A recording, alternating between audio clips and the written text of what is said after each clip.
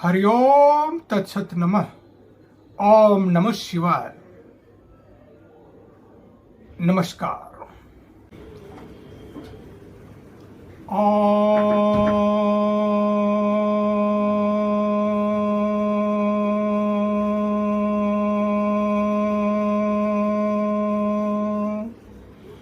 हरिओम तत्सत नमः। ओम नमः शिवाय।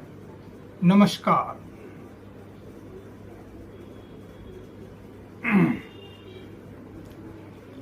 प्रवचन शुरू करने से पहले मातृ वंदना कर लेते हैं। हे मातृभूमि, तुम्हें मैं वंदना करता हूँ। तेरी चरणों की धूली से चंदन मैं लगाता हूँ। जब हमने जन्म लिया तूने ही सीने से लगाया है। प्यार की भाषा में तुम्ही ने मुंह खोलना सिखाया है। तेरी हवाओं की गोद में हमने सांस लेना सीखा है। अपनी सीना चीर कर तुमने हमें भोजन कराया है। तेरी ममता की बहती ये नदियां पानी मुझको पिलाया है। तेरी चरणों की धूल के संग संग तेरी चरणों की धूल के संग संग घुरकना हमने सीखा है। तेरी सीने पर हमने गिरकर चलना फिरना सीखा है। खेतों में लहराली फसलें खुशियों की घड़ियां हैं आंचल। सागर में उमड़ती लहरें तेरी भावुकता की झलकियां हैं। आसमान से बातें करता अरमानों की ये चोटियां हैं। सदा बहार दुनिया की झलकियां तुम्हारी नैनों के सितारे हैं। हे मातृभूमि, तुम्हें मैं वंदना करता हूँ। तेरी चरणों की धूली से चंदन मैं लगाता हूँ। आज का प्रवचन का विषय है जीवन के चौथे पड़ाव।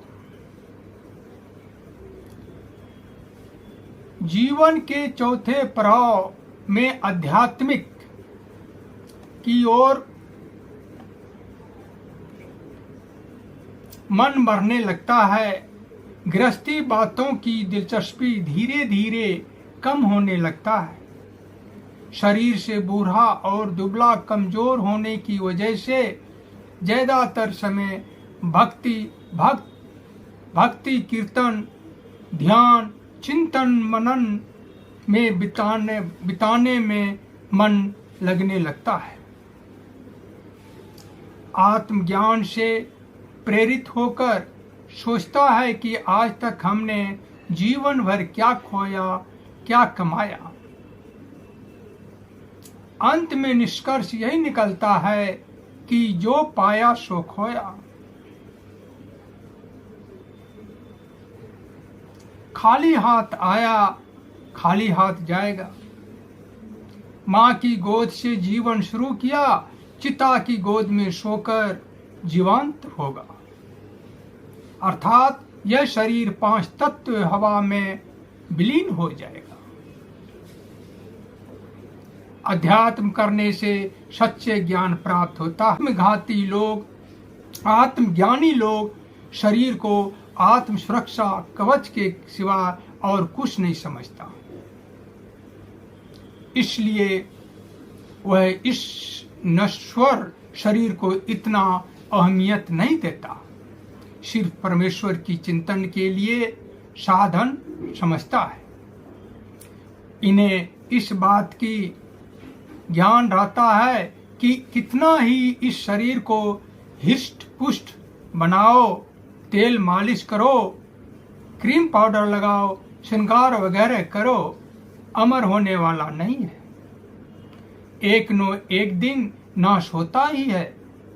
किसी का दैत्य दानव मनुष्य देव आदि का शरीर जीवित नहीं रहा, नष्ट भस्म होकर 5 तत्व में विलीन हो गया। आदमी को चाहिए इस सीमित समय में इस शरीर से पुण्य कार्य, भक्ति, धर्म, कर्म करके अपने आप को परम पिता परमेश्वर में समा जाने लायक बना सके। महात्मा और आम आदमी। महात्मा मतलब जिसकी आत्मा महान हो, यथार्थ उदार चित्त वाला हो। आम आदमी साधारण जन समुदाय यानी उसका कर्म ही प्रधान होता है। महात्मा दूसरे की भलाई की बात सोचता रहता है हर परिस्थिति में, किंतु आम आदमी परिस्थिति के अनुसार अपने सोच व्यवहार में परिवर्तन करते रहता है। महात्मा का स्वभाव पानी जैसा होता है, गर्म करने के बावजूद आग बुझाने की क्षमता रहता है। आम आदमी की जिंदगी कमाने खाने की होती है, परिवार के भरण पोषण में ही स्वर्ग सुख होने के अनुभव करता है। परिवार ही उसकी दुनिया होती है। उसका ध्येय रहता है कि जब तक चलते फिरते हैं तब तक देखभाल करूंगा।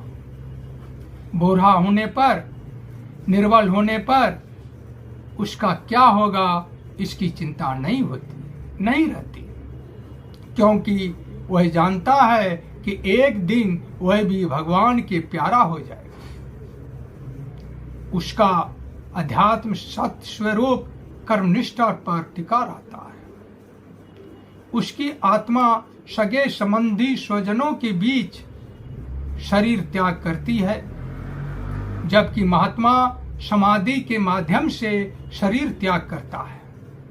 कर्म धर्म के आधार पर दोनों ही विधाता के दरबार में प्रतिष्ठावान होते हैं। मनुष्य और पशु में भेद विभेद। प्राणी शरीर रूप पाकर नारी कर्म के गर्भ से जन्म लेता है, मनुष्य कहलाता है। जब प्राणी पशु के गर्भ से शरीर धारण करता है तो पशु कहलाता है। दोनों की प्रवृत्ति मां के संस्कार से प्रभावित होता है। गुण, स्वभाव, व्यवहार, आकार मां के अनुरूप होता है। शरीर भिन्न होते हुए भी कुछ ऐसे गुण होते हैं जो दोनों में समान होता है। ममता दोनों मां की एक सी होती है। पशु को भी यह आत्मज्ञान होता है कि बच्चे को जीने के लिए स्तनपान की जरूरत होती है। स्तनपान कराती है, बच्चे की तब तक सुरक्षा करती है जब तक कि बच्चा आत्मनिर्भर न हो जाए। पशु में यह ज्ञान कहां से आता है? जान बचाने के लिए सुरक्षित स्थान में छुप जाता है। दुनिया में अरबों किस्म के जीव जंतु हैं, जन्मता है, जीता है और मर जाता है। मनुष्य आदमी का आकार दे सकता है लेकिन प्राण नहीं डाल सकता। अदृश्य शक्तियों के छाये में जीव जंतु का जीवन चक्र चलता रहता है। प्रत्येक प्राणी इस जीवन चक्र से बना रहता है। समय चक्र की पहिया के साथ साथ घूमते रहता है। नियत समय पर शरीर धारण कर रोल अदा करके शरीर त्याग करके शून्य आकाश में परिभ्रमण करने लगता है। प्राण को जन्म मरण की चक्र से छुटकारा अध्यात्म से ही मिल सकता है। अध्यात्म जीवन का अभिन्न अंग है। साधु समाज, संत जन, विश्व के अनेक धर्मावलंबी लोग अपने अपने गुरु, देवता, ईश्वर की ध्यान आराधना करते हैं। आस्तिकवादी दो तरह के होते हैं, एक मूर्ति पूजक, दूसरा निराकार को मानने वाला। सभी धर्मों का एक ही मकसद रहता है कि ईश्वर एक है, चाहे जिस रूप में हो।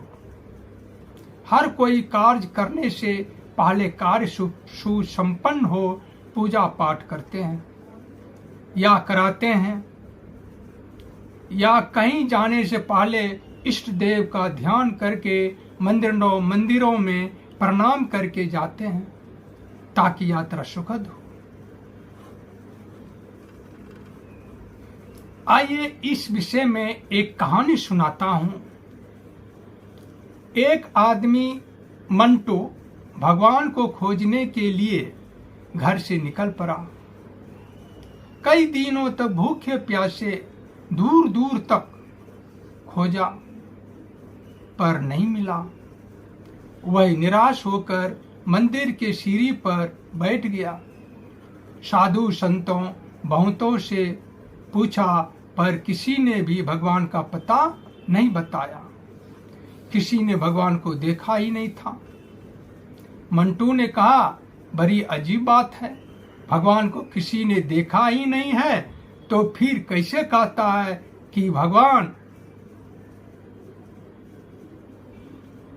है? हाय तो कहाँ? यह बात उसके मन को वो शांत करने लगा। एक पुजारी पूजा करने मंदिर में सीढ़ी से चढ़ रहा था। उसके बेटा का नाम भगवान था। उसने अपने बेटे को पुकारा, भगवान भगवान सुनो, बाजार से एक फूल का माला लेते आओ। वह मंटू आदमी उठा, उस लड़के के पीछे दौड़ पड़ा। कहां देखें भगवान कैसा होता है। उसने लड़के को रोकते हुए कहा, सुनो भगवान तुम ही हो? लड़का ने कहा, हाँ भगवान मैं ही हूं। बोलिए क्या काम है? मैं भगवान को खोज रहा था, मिला भी तो तुम जैसा भगवान। लड़का अकड़ कर बोला, तो भगवान कैसा होता है? क्या मैं दिखाई नहीं देता हूं? मंटू ने कहा, मैं कैसे मानूं कि तुम ही भगवान हो? लड़का ने कहा, लगता है कि आपका अक्ल कहीं खो गया है।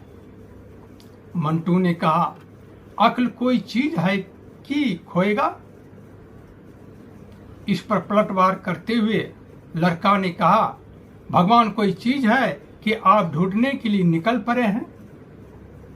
वह तो आपके अंदर विद्यमान है, सर्वत्र विद्यमान है। मंटू ने कहा, यह कैसे? लड़का ने कहा, आप सांस क्या लेते हैं? मंटू ने कहा, हवा। क्या हवा दिखाई देता है? लड़का ने पूछा। मंटू ने कहा, हवा दिखाई नहीं देता है। इस पर समझाते हुए लड़का भगवान ने कहा, उसी प्रकार भगवान दिखाई नहीं देता है, हवा की तरह अनुभव होता है। मंटू को लड़के की ज्ञान से आत्मज्ञान हो गया था। वह अपने अंदर की व्याप्त शक्तियों की ओर ध्यान केंद्रित कर दिया।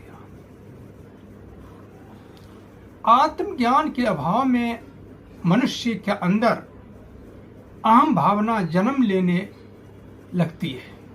चंचल मन महत्वाकांक्षा की ओर बढ़ने लगता है और नियंत्रित होकर भयंकर विध्वंसकारी रूप ले लेती है। चंचल मन को अध्यात्म प्रक्रिया से ही नियंत्रित किया जा सकता है।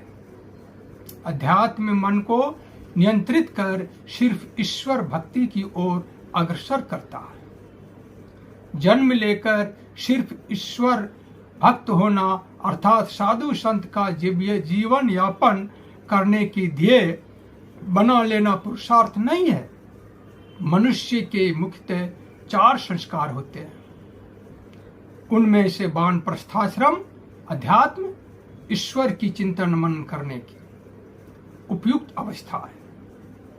इसी समय काल में सन्यासी का उचित समय होता है। जीवन पर आध्यात्मिक प्रभाव। सूरदास बचपन से ही अंधे थे। भगवान कृष्ण की बाल लीला की सौंदर्यता उनके अंदर आध्यात्मिक ज्ञान को दर्शाता है। कबीर गुरु से संसर्ग में रहकर सटीक बातों को जीवन में उतारना, दर्शाना आध्यात्मिक ज्ञान का ही प्रभाव है। जीव में पुनर्जन्मों में किए गए कर्मों का कुछ अंश भी समाहित रहता है, भले ही उसे वर्तमान जीवन में स्मरण नहीं रहा हो। बहुत से ऐसे संत हुए हैं जो बचपन से ही संत स्वभाव के रहे हैं, जबकि उनके माँ पिता साधु संत नहीं रहते हैं। आए दिन देखने को मिलता है कि बच्चे में इतनी तीव्र बुद्धि होती है कि सवाल करने वाले भी उनके जवाबों से अचंभित हो जाते हैं। ये पलने वाले परिवेश आबो हवा पर निर्भर करता है। मदिरालय में धूम्रपान करने वाले के बीच में रहने से मन में ऐसे ही बात उठता रहता है। कोलाहल के बीच में रहकर शांति नहीं मिल सकती। कोलाहल रहित संगीतमय स्थान में बैठने से मन में मधुरतापन आती है। ऐसी दुर्व्यवहार से स्थित आत्मा की कंपन बढ़ जाता है। धीरे धीरे उनमें जीवन आयु की ह्रास होने लगता है। शरीर दूषित होने से आत्मा देह को त्याग देता है।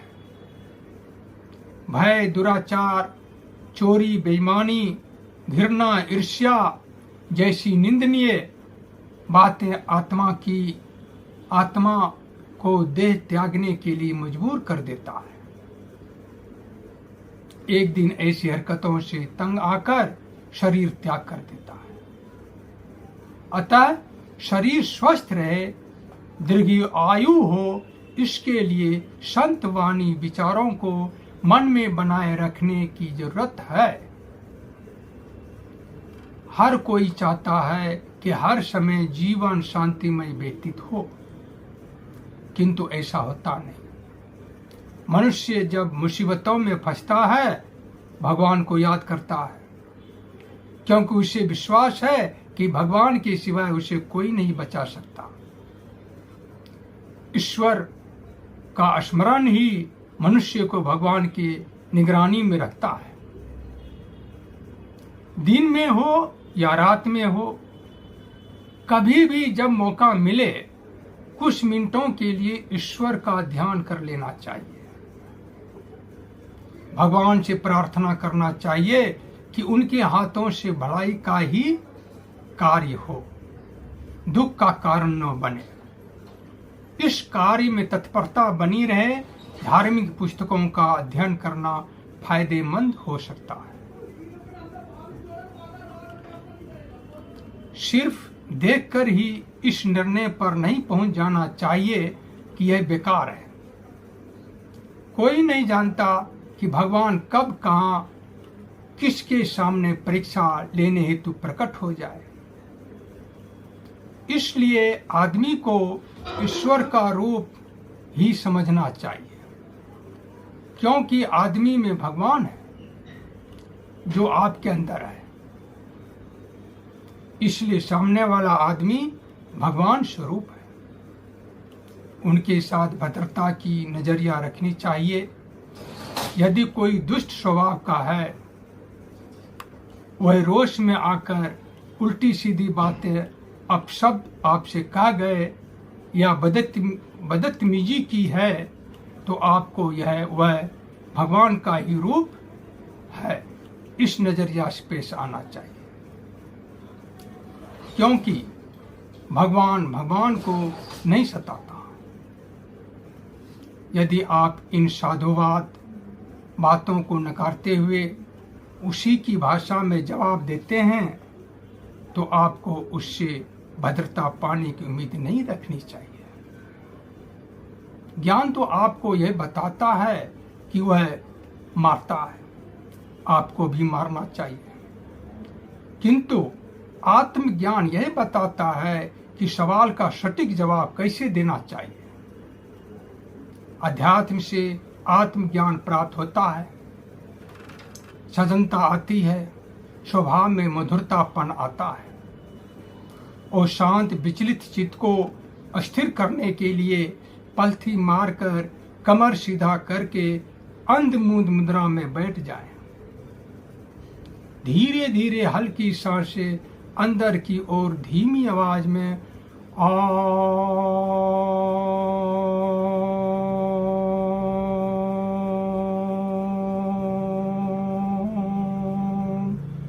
का उच्चारण करते हुए खींचें। फिर वही सांसें अंदर से बाहर की ओर उसी प्रक्रिया से बाहर छोड़ें। ऐसा 20-25 बार करें। देखेंगे कि आपके अंदर आत्मबल पाएंगे। मन के भारीपन में हल्का अनुभव करेंगे। किसी अनहोनी घटना की बातों से धकधकी कम होता जाएगा। मन चिंताग्रस्त से उभरते महसूस होने लगेगा। आइए एक कहानी सुनाता हूं। ज्ञानेश्वर नाम का आदमी था। उसका घर मंदिर के पास था। रोज दिन वह सुबह सुबह आते जाते पुजारी को तंग किया करता था। वह नास्तिक स्वभाव का था। उसे गलतफहमी था कि इस दुनिया में देवी देवता भगवान नाम का कोई चीज नहीं है। यदि है तो दिखाई क्यों नहीं देता है। एक दिन पैर पर चढ़कर जामुन तोड़ रहा था। पैर फिसलने से नीचे गिर पड़ा। कमर टूट गया। उसे अस्पताल भेजा गया। जांच पड़ताल के बाद परिजनों से डॉक्टर ने कहा, इसको भगवान ही बचा सकता है, मेरे बस की नहीं है। हृदय के पास चोटें आई है। हालत बहुत ही नाजुक है। अब कुछ नहीं किया जा सकता। डॉक्टर की बात सुनकर ज्ञानेश्वर ने कहा, भगवान रहेगा तब तो दिखाई देगा, मेरा इलाज करेगा। कुछ नहीं, यह सिर्फ ढकोसला है। ज्ञानेश्वर को जोरों से पीड़ा हो रही थी। सांस लेने में तकलीफ हो रही थी। उसे एहसास होने लगा कि वह बच नहीं पाएगा। मरने के बाद उसकी पत्नी बाल बच्चे का क्या होगा। अब मुझे कौन बचाएगा। उसके पास पत्नी आई, माँ आई, रोने लगी, चिल्लाने लगी। नर्सों ने बुझा समझाकर सबको बाहर निकाल दिया। कमरा खाली हो चुका था। ज्ञानेश्वर का धीमी धीमी सांसें चल रही थी। वह कुछ ही क्षण का मेहमान रह गया। मेहमान है यह सोचकर रोने लगा। उसके अंदर आत्मज्ञान जागृत होने लगा। उसने ईश्वर का ध्यान किया। बार बार ईश्वर का नाम जपने लगा। उसके अंदर आत्मबल पनपने लगा। उसके अंग अंग में अजीब सी स्फूर्ति होने लगी। वह समझ गया कि यह सब परमपिता परमेश्वर की कृपा है। ईश्वर की चिंतन मनन में लीन हो गया। सुबह होने पर जब नर्स आई तो देखकर दंग रह गई। ज्ञानेश्वर आराम से सो रहा है। जगाने पर जब उससे पूछा गया कि तुम ठीक कैसे हो गए, उसने कहा, मैं जीवन से हार चुका था। आत्मा की आवाज आई कि मुझे ईश्वर का ध्यान करना चाहिए, वही मुझे बचा सकता है। तब मैं ध्यान ईश्वर की चिंतन मनन में लगा दिया। अपने आप सांस से सामान्य होने लगा। मुझे नींद आने लगी, सो गया। अब मैं बिल्कुल स्वस्थ हूं। अध्यात्म भटके हुए इंसान को सत्यगामी बनाता है, ईश्वर के करीब लाता है, परमानंद का द्वार खोलता है। यहां सभी भगवान हैं। रामायण प्रसंग में एक जगह सीता मैया की अग्नि परीक्षा की बात आती है। भाई लक्ष्मण भैया राम से काफी क्षुब्ध हो जाता है और भगवान राम से कहते हैं, आप खुद ही भगवान हैं, तीनों कालों का ज्ञाता है, फिर मां के साथ ऐसी कठिन परीक्षा क्यों? भगवान राम लक्ष्मण को समझाते हुए कहता है, कौन कहता है कि मैं भगवान हूं? सांवत जी कह रहे थे कि आप स्वयं ही नारायण अवतार हैं। लक्ष्मण ने कहा। राम ने कहा, केवल मैं ही भगवान नहीं हूं, यहां तो सभी भगवान हैं। तुम भी भगवान हो, तुम में वही भगवान है जो मुझ में भगवान है। मैं मनुष्य में जन्म लिया हूं, जन्म का पालन करना ही होगा। जीवन का सुख दुख निभाना हमारा फर्ज बनता है। अर्थात यह जीवन संसार की तरह है, जहां दिन रात होना जरूरी होता है। वह दुनिया क्या जहां दिन रात न हो। आत्मा सब जीवों में एक है। आत्मा किसी आत्मा को कष्ट पहुंचाता है तो परमात्मा को भी कष्ट पहुंचता है। जैसे मां की आत्मा का अंश उसके बेटा में वास करता है, जब बेटा को कष्ट होता है स्वाभाविक मां को भी दुख होता है। तुमको ऐसा क्यों लग रहा है कि मुझे जानकी के लिए दुख नहीं है? मैं इन दुखों कष्टों को शब्दों में व्यक्त नहीं कर सकता हूं। हर वस्तु में भगवान है। सिर्फ देखकर नहीं कहा जा सकता है कि कौन सा लोहे का छड़ चुंबक है, कौन सा नहीं। यह ज्ञान चुंबक को लोहे के पास लाने पर होता है। इसी प्रकार अध्यात्म ज्ञान ध्यान ईश्वर की भक्ति की ओर खींचता है, आकृष्ट करता है। हर मनुष्य अध्यात्म विधि से आत्मज्ञान प्राप्त कर सकता है। चीनी पानी में मिल गया किंतु बालू नहीं। चीनी पानी में मिल गया किंतु बालू नहीं। ऋषि आश्रम में बहुत शिष्य विद्या ध्यान करते थे। उनमें राजा महाराजा आम लोगों के बीच बच्चे भी एक साथ विद्या ध्यान करते थे। गुरु भी सबके साथ एक साथ व्यवहार करते थे। उसमें कुछ ऐसे हठधर्मी स्वभाव का शिष्य था जो गुरु प्रवचन से समय सिर्फ अपनी मन की बातों को ही सोचा करता था। गुरु के प्रवचन पर ध्यान ही नहीं देता था, जिसकी वजह से वह गुरु विद्याओं में योग्य नहीं हो पाते थे। उसी प्रकार से ईश्वर की भक्ति में रमने के लिए चीनी बनना पड़ता है, तभी पानी ईश्वर में मिल घुल सकता है। सिर्फ मंदिर में आराध्य देव मूर्ति के सामने से बैठने से नहीं होता। मन कहीं और रहता है, मुंह से जब कुछ और हो रहा होता है। वह सच्चा भक्त नहीं हो सकता। बालू पानी में रहते हुए भी घुलता नहीं है, जबकि नमक चीनी पानी में घुल जाता है। इसलिए भक्ति को चीनी नमक के समान होना चाहिए। इसलिए भक्त को चीनी नमक के समान होना चाहिए। यह गुण अध्यात्म विधि से प्राप्त हो सकता है। पौराणिक गाथाओं में भक्त प्रहलाद की भक्ति अमर गाथाओं में जाना जाता है।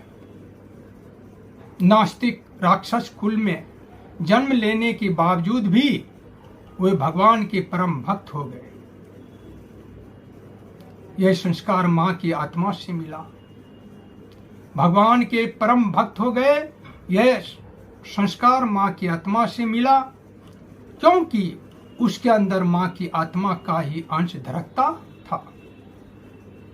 उसके पिता नास्तिक हिरण्यकशिपु के द्वारा लाख कोशिश करने के बावजूद प्रहलाद नारायण भक्ति में तनिक भी कमी नहीं आने दिया। एक सच्चा भक्त के लिए अटूट आत्मविश्वास होना चाहिए, तभी वह कामयाबी पर खरा उतर सकता है। सूर्योदय होता है, सूर्यास्त होता है, उसे कोई नहीं रोक सकता। चाहे उसका दिन क्यों न बादलों, वर्षा, पानी, आंधी तूफान के बीच गुजरा हो, अपना दिन तय करके ही लेता है, अपना दिन तय कर ही लेता है। आत्मबल की पहचान। वृक्ष का जड़ भूमि में इतना अंदर तक चला जाता है कि करकराती धूप में भी शाखाओं, पत्तियों को पर्याप्त जल पहुंचाता रहता है। शाखाओं से झूलती पत्तियां झुलसने के बाद भी सूखती नहीं, नो ही झरती है। वृक्ष की शीश हर हमेशा आकाश की ओर रहता है, असीम ऊंचाई पर जाने की तमन्ना रखता है। उसका एक ही जीने का उद्देश्य होता है, छाया देना, फूल पत्ती फल देना, जग कल्याण हेतु सर्वस्व न्यौछावर कर मरणोपरांत लकड़ी देना। चाहे जीते जी उसके तनाव को क्यों न कोई निर्दयता के साथ काट दे।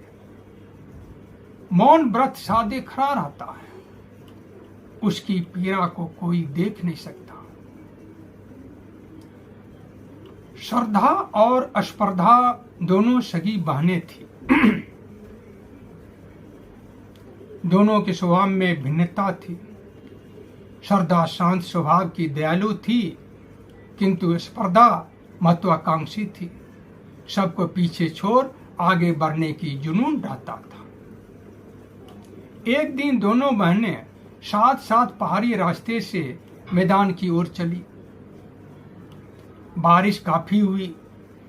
श्रद्धा पहाड़ी जड़ी बूटी पौधों के बीच से गुजरने लगी, जबकि स्पर्धा तेजी से पेड़ पौधे को खारती हुई नाला की ओर मुड़ गई, जो नाला समुद्र में जाकर मिलता था। स्पर्धा समुद्र में जाकर नमकीन हो गया। उसे तो बहुत बड़ा समुद्र सा संसार में मिल गया था। श्रद्धा पतली धारा बहती हुई गंगा के रूप में खेतों, मैदानों, गांव से होते हुए समुद्र की ओर जाते लंबी यात्रा पर चल दी। उसका पवित्र जल कीटनाशक, आयुर्वर्धक होने से लोग उसे पूजने लगा। गंगा के किनारे कल कारखाने, छोटी बड़ी शहर बस गया। उद्योग धंधे खुलने लगा। इस कारण से लोग उसे पूजने लगा। पूजा अनुष्ठान अवसरों पर गंगा जल की छींटे से शुरू किया जाने लगा। अध्यात्म ज्ञान श्रद्धा से परिपूर्ण गंगा जल के समान होता है। स्पर्धा उस कार की तरह होता है जिसे सिर्फ इतना जितना जल्द हो सके दूरी तय करना होता है। यह जरूरी नहीं है कि इसका मंजिल सर्व कल्याणकारी हो, निजी स्वार्थ भी हो सकता है। स्पर्धा युद्ध के समान है, जिसमें जीत की अपेक्षा रहता है, सुख शांति चैन का अभाव रहता है। स्पर्धा हिंसात्मक भी हो सकता है। श्रद्धा युद्ध के बजाय समझौता पर ज्यादा जोर देता है, शांतिमय जीवन में जीने का प्रेरणा देती है, आत्मज्ञान के सुझावों को दर्शाता है, क्रियान्वित करता है। अध्यात्म ईश्वरीय पदार्थों की ओर मन को केंद्रित करता है।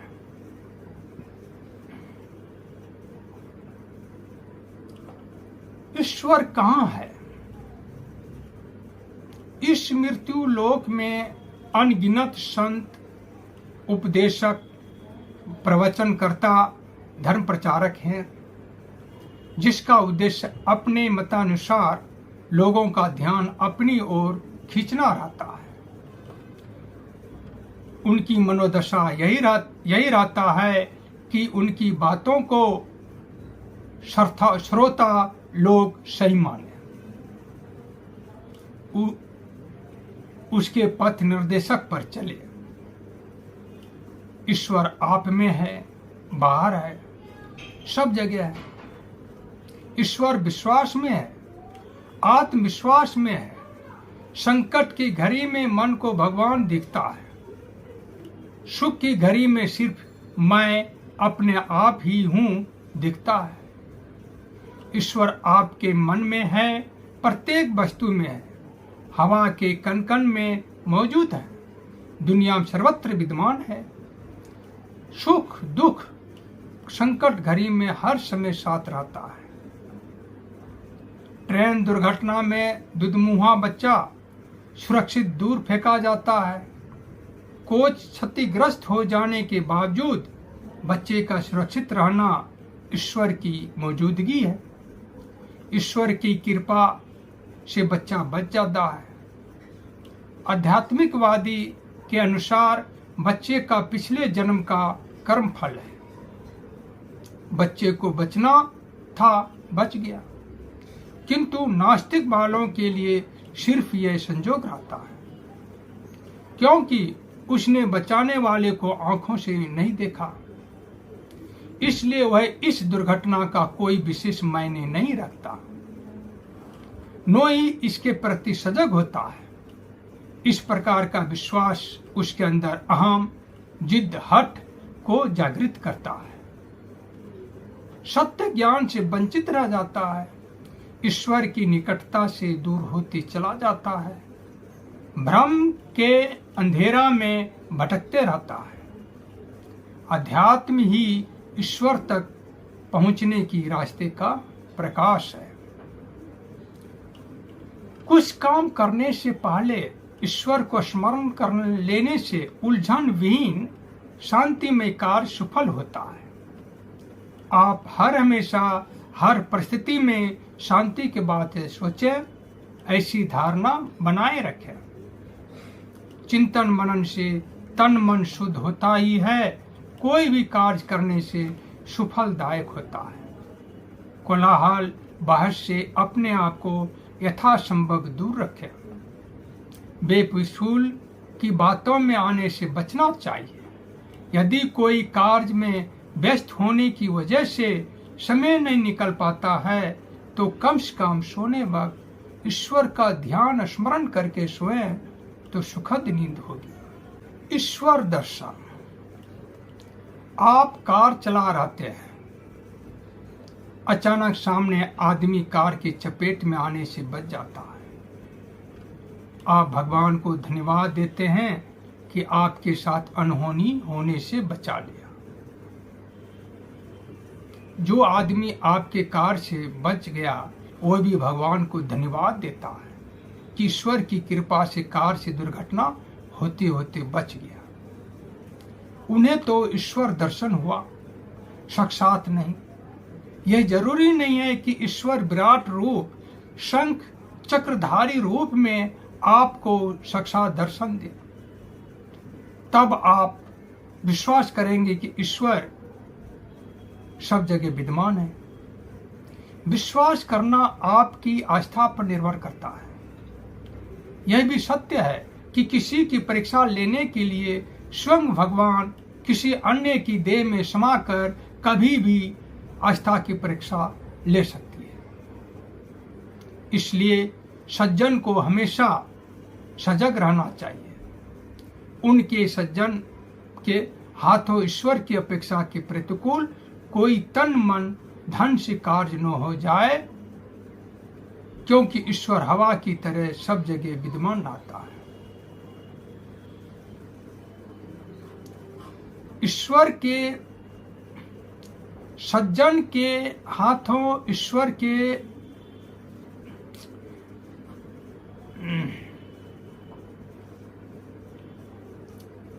सज्जन के हाथों ईश्वर की अपेक्षा के प्रतिकूल कोई तन मन धन से कार्य न हो जाए, क्योंकि ईश्वर हवा की तरह सब जगह विद्यमान रहता है।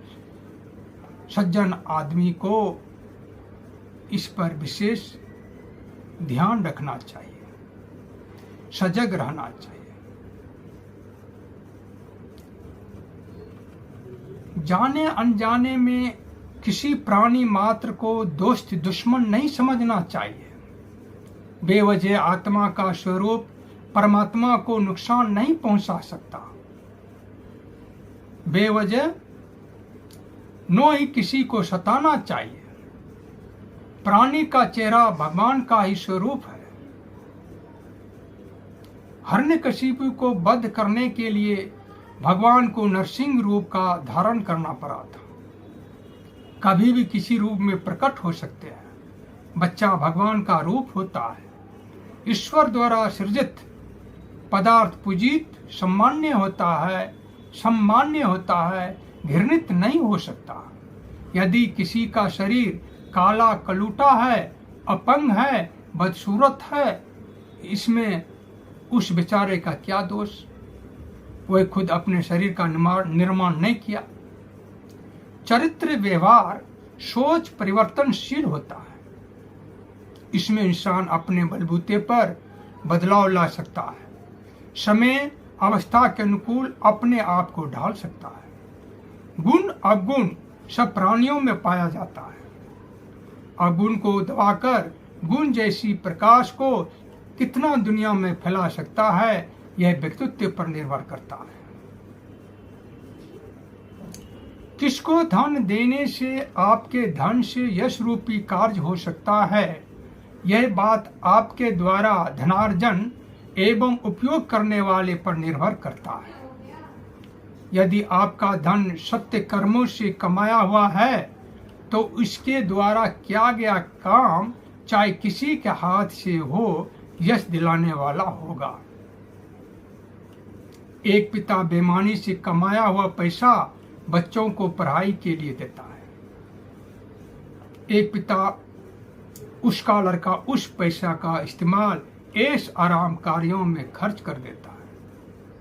और एक पिता वह है जिसकी कमाई खून पसीना से एक एक पैसा जोड़ कर होता है। बच्चे की पढ़ाई का परिणाम सुखदायक होता है। दान भी सात्विक धन का ही देना चाहिए। सिर्फ मंदिर बना लेने से, पूजा पाठ करवा लेने से ईश्वर की नजरों में भक्त नहीं हो सकता। भगवान भाव के भूखे होते हैं। यदि आप में खोट है तो आपका गीत वंदना भी बेरस उबने वाला ही होगा। अतः सच्ची पूजा के लिए मंत्र के साथ साथ मन भी पवित्र होना उतना ही जरूरी है। बस आज इतना ही। नमस्कार, धन्यवाद। ओम नमः शिवाय। हरिओम तत्सत नमः।